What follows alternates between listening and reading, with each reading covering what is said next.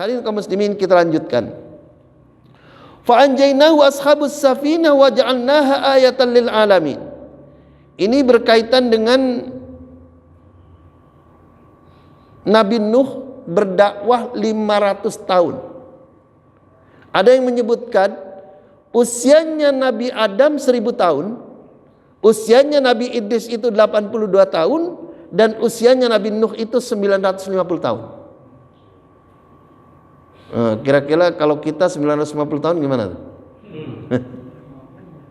Nah, Nabi Idris 82. Kalau kita kayak Nabi Idris 82 tahun. Tapi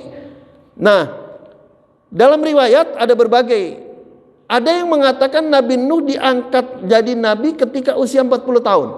Jadi sampai usia 950 tahun itu berarti 910 tahun berdakwah.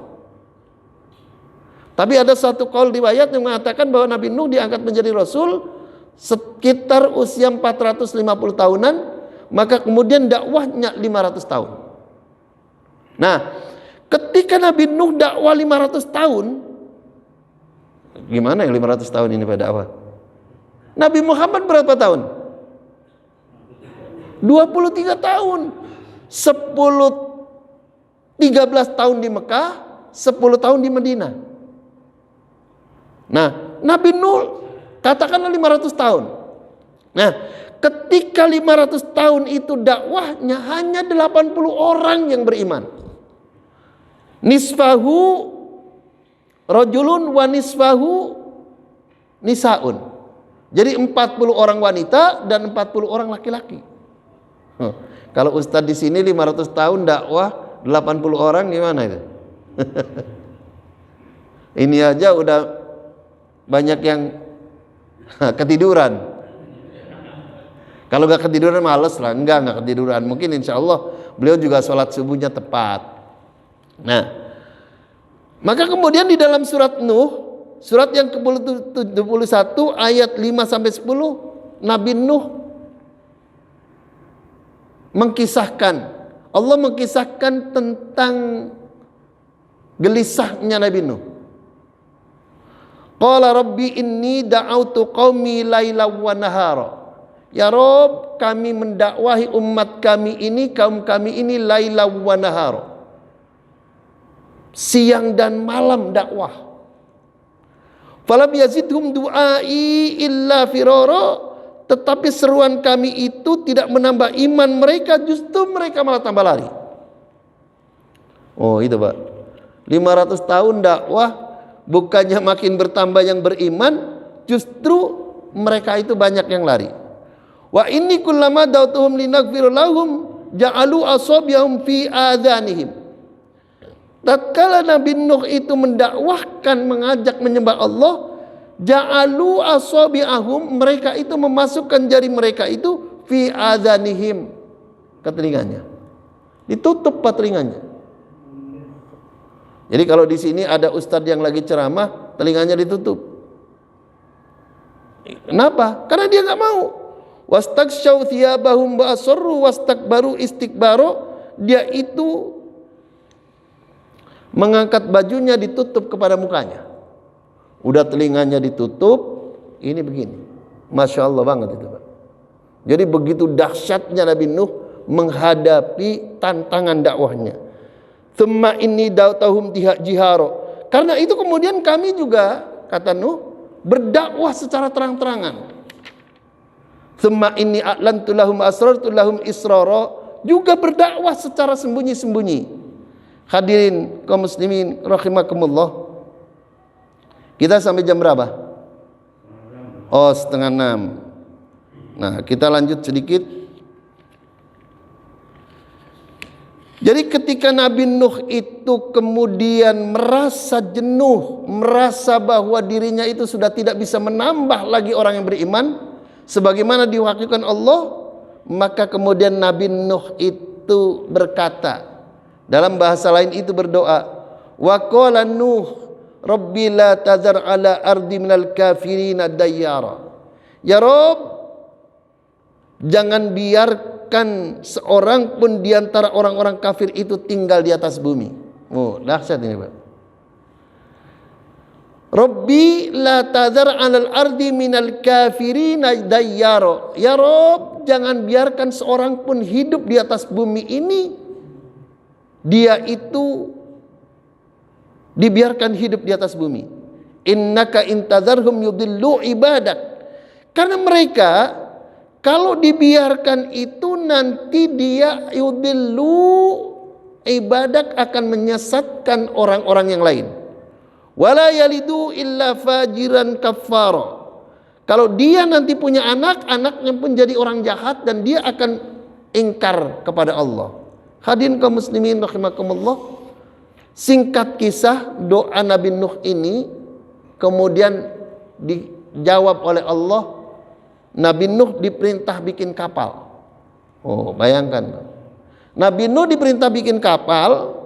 Nabi Nuh bingung, bikin kapal itu kayak gimana? Belum pernah ada kapal. Belum pernah melihat kapal. Karena itu dalam satu riwayat, karena untuk membuat kapal itu harus dari kayu, maka Nabi Nuh menanam dulu kayunya. Kan 950 tahun. Kalau kayunya itu 50 tahun masih masuk akal. Lalu kemudian setelah itu dibimbing oleh Allah dengan wahyu. Ketika dibimbing dengan wahyu, nah kebetulan Nabi Nuh dan kaumnya itu berada di daratan tinggi, di pegunungan. Umatnya ini tiap kali lewat Nabi Nuh lagi bikin kapal, itu diejek. Nuh, katanya kamu nabi.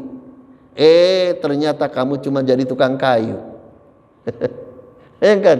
Nuh, katanya kamu nabi, ternyata kamu itu cuma tukang kayu. Lalu ejekan yang kedua, Nuh, kamu bikin kapal itu, ini kan jauh dari laut, jauh dari sungai. Mau ditarik pakai lembu apa kapalmu itu? Nah ini Pak.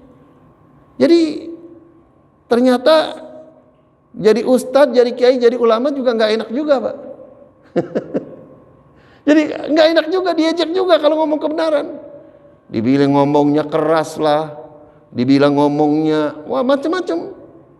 Padahal yang disampaikan itu sesuai dengan ayat. Cuma menyampaikan ayat, menyampaikan hadis. Dianggap apalah, macam-macam. Hadirin kaum muslimin, maka kemudian Allah menurunkan badai, menurunkan hujan 40 hari 40 malam. Masya Allah. 40 hari 40 malam, harapan baru gimana kalau 45 malam hujan gak berhenti? Tenggelam.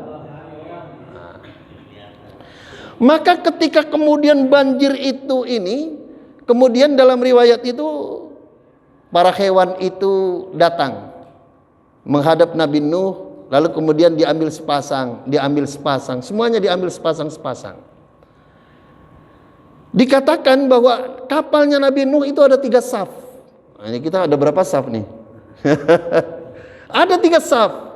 Saf paling bawah itu dimasukkan di situ oleh Nabi Nuh binatang-binatang buas dan binatang-binatang yang terkualifikasi tergolong binatang buas.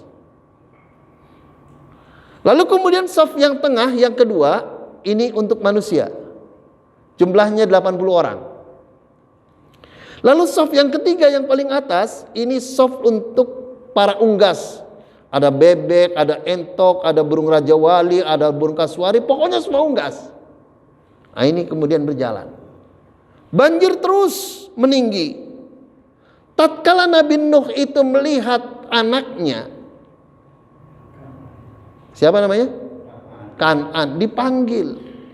Anaknya malah menjawab, "Enggak, aku akan pergi ke gunung paling tinggi dan air tidak mungkin akan ke sana."